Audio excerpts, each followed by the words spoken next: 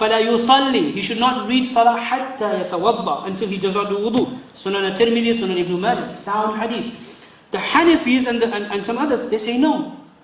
Your wudu does not break. Why? Because they have another hadith as well. These are two apparently contradicting hadiths.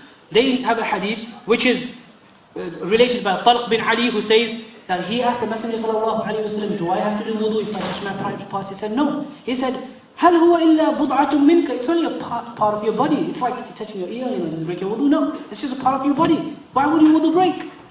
Now this hadith is also perfectly sound, recorded by Imam Ahmad and many others. Now, the Hanafis, which hadith would you prefer? The Hanafi school said, we will prefer the hadith of this Talq bin Ali. Why? Because that hadith, which is related by this female companion, is regarding an issue that should have been common knowledge. Everybody should have known. Nobody knows. No other Sahabi, no companion has related anything about wudu breaking because of touching your private parts. One female companion out of hundreds and thousands of companions, we don't know, she might have made a mistake, she must have misunderstood. There's a possibility of misunderstanding. And there are many other things. Sometimes there's a hadith which is related by a particular reporter, but their action, their personal action goes against what they are relating. Imagine a Sahabi or any other, if it's a Sahabi, then there's a different scenario. If it's a non-companion, there's another scenario. But relating a hadith, right? And then doing something which is in contradiction to that hadith. The Shafi'i school says, not a problem. Al-hujjatu fima naqalahu la fima fa'alahu. Our source of evidence is in what this companion or this rawi, this report is relating, not what they're doing. Don't look at the scholar what he's doing, just act upon what he's saying. The Hanafis say no. If this Sahabi or a non-companion is relating a hadith, and then he's doing something which is in contradiction to what he's reporting, then there's a major problem here. Well, what is the problem? Either the hadith is mansukh, abrogated, cancelled, or there's something wrong, he's misunderstood. Or if it's a non-companion, then this person is not acting, if it's non-Sahabi, then he's not acting upon it, then he's not an adil, an upright person anymore. If it's a Sahabi, it's definitely upright, but this hadith must have been abrogated. Or something's wrong, you cannot take this hadith. Now many issues because of this, there are differences of opinion. The famous issue here is raising your hands in prayer. Remember, don't start arguing about whether you should raise your hands in prayer or not. Both are valid, both are perfectly fine. All the schools of thought completely unanimously agree. Whether you raise your hands in prayer or you don't raise your hands in prayer, it's fine. What's preferable? The Shafi'i school, remember what did they say? If the Rawi reporter is acting in contradiction to what he's reporting, not a problem. There's a hadith that this is in Sahih al-Bukhari, Sahih Muslim. Abdullah ibn Umar radiallahu anhu, he said, كان النبي صلى الله عليه وسلم, there's a hadith, فإذا أراد أن يركع رفعهما مثل ذلك. When he would do ruku', he would raise his hands. When he comes back from ruku', raise his hands. Right? This is a hadith in Sahih al-Bukhari, in Sahih Muslim. The Hanafis and the Malikis as well, Malikis have two opinions, but one opinion, strong opinion in the Malikis is that you don't, it's preferable, you don't. Perfectly fine, even the Hanafis, perfectly permissible, it's not a problem, you can do it.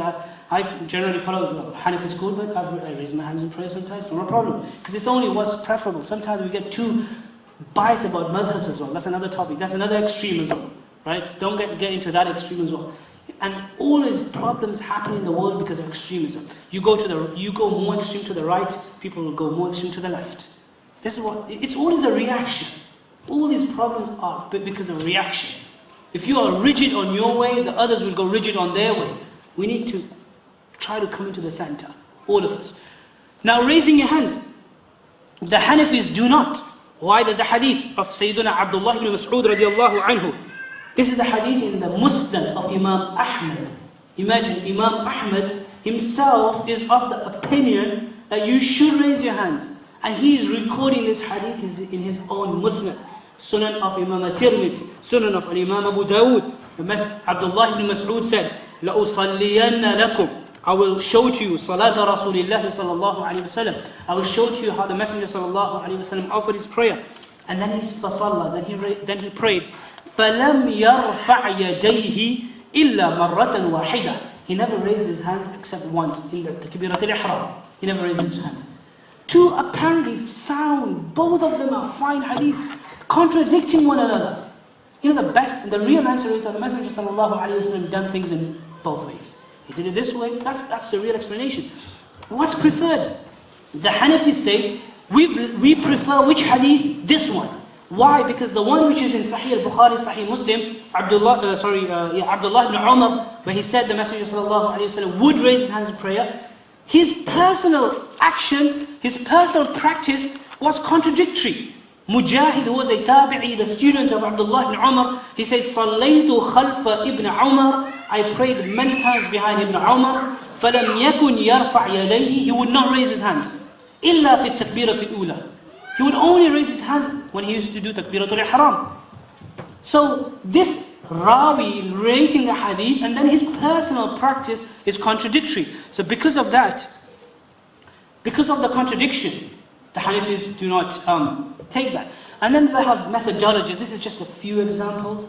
In Sunnah, then we have ijma', which is a consensus of the Muslim Ummah. Many issues. There are differences between the Imam Malik school and the rest of the schools. Why? Because Imam Malik radiallahu anhu has a special something called ijma'u ahli al-Madina, the consensus of the people of Medina. He would give preference to the consensus of the people of Medina over the consensus of anyone else. The others did not accept that, and because of that there are differences between the Maliki school and the other schools. These are methodologies, and likewise legal reasoning.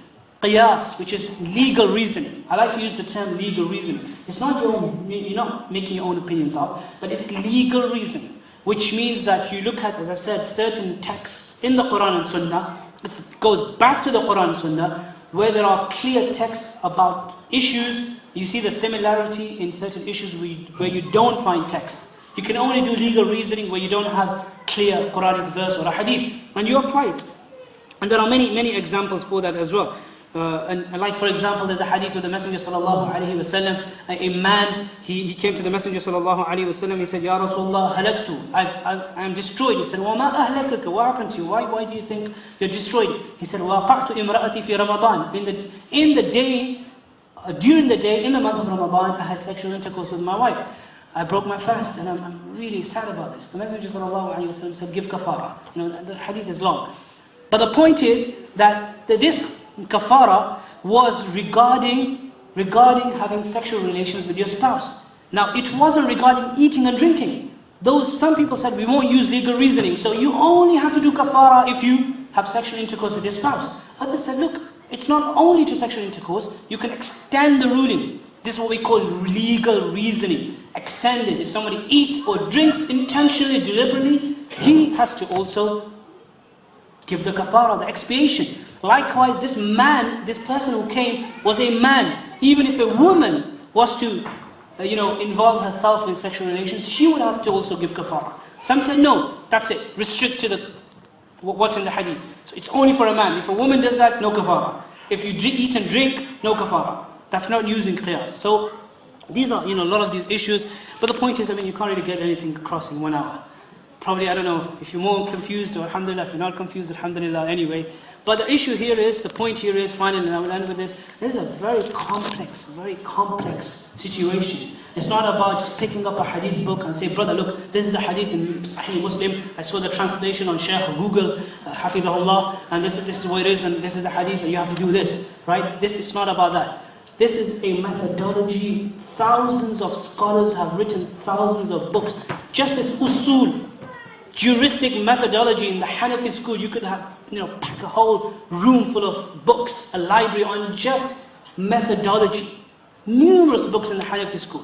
The Maliki school has numerous books. The Shafi'i school, Imam al-Shafi'i radiallahu anhu himself wrote al-Risala. And even in the Hanbali school, there are many books. So this is a very deep issue. So, we just take it easy, inshallah. And jazakallah khair for listening. أقول قولي هذا وأستغفر الله. بسم الله الرحمن الرحيم. الحمد لله والصلاة والسلام على رسول الله تعالى وبعد. First of all, it's not my place or anybody's place to condemn people to any particular place.